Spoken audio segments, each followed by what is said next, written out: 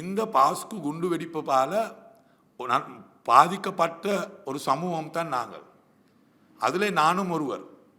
எனவே அதில் உண்மையை கண்டுபிடிக்கக்கூடிய பொறுப்பு எனக்கு இருக்கிறது. அதுக்கு இந்த சமூகத்துக்கும் இருக்கிறது. இந்த சாரானுடைய குழுவை வழி நடத்துபவர்கள் யார், அவருக்கு பின்னாலே இருந்து உதவி செய்தவர்கள் யார், அவர்களுக்கு அரசியல் ரீதியாக உதவி செய்தவர்கள் யார் என்று அதை கண்டுபிடிக்கிறது எங்களுடைய எல்லாருடைய பொறுப்பு. அது அரசாங்கத்துடைய பொறுப்பு மட்டுமல்ல. அரசாங்கம் அதை செய்யாமல் இருந்தால் அது கேள்வி கேட்கக்கூடிய உரிமை எங்களுக்கு இருக்கிறது. இப்போ அது அன்று பாராளுமன்றத்திலே நான் கேட்டது அந்த கேள்வி தான்.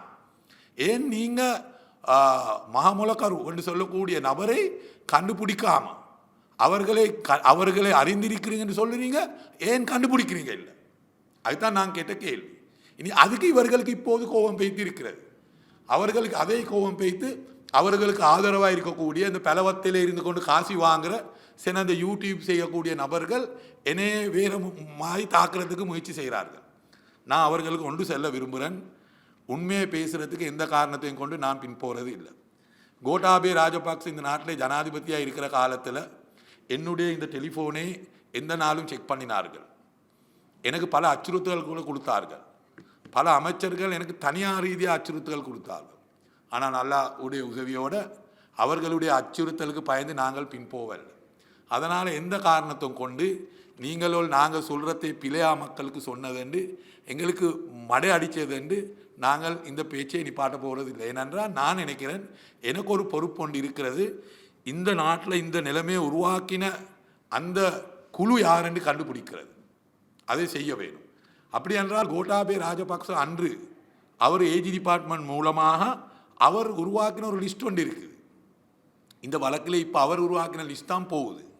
அந்த லிஸ்ட்லேயே முதலாவது இருக்கிற அந்த விட்னஸ்ன்னு சொல்லக்கூடிய நபர் அவர் சொல்கிறது என்ன? அவர் சொல்கிறாரு இந்த இந்த இந்த இந்த இதிலே மகாமுலக்கரு இல்லைன்னு சொல்கிறார். அப்போ மகாமுலக்கரு இல்லைன்னு சொல்கிறவர் தான் இப்போ இந்த வழக்கிலே முதலாவது விட்னஸாக இருக்கிறார். அவர் கோட்டாபே ராஜபக்சவுடைய காலத்தில் பாதுகாப்பு அமைச்சின் ஒரு ஆலோசனையாக இருந்தார். அவர் புஸ்தகம் கூட எழுதியிருக்கிறார். இதில் மகாமுலக்கரு இல்லைன்னு. ஆனால் அன்றகுமார் திசாநாயக்க சொல்கிறாரு மகாமுலக்கரு இருக்கிறேன். அப்படி மகாமுலக்கரு இல்லைன்னு சொன்னவர் தான் இப்போ இந்த வழக்கிலே முதலாவது விட்னஸாக இருக்கிறார். அப்போ நாங்கள் எப்படி மகாமுலக்கருவை கண்டுபிடிக்கிறது? இப்போ இதை நான் கேள்வி எழுப்புறது பிள்ளையா? இதை கேள்வி எழுப்பின சீரிக்கு இவங்களுக்கு கோபம் போகுது.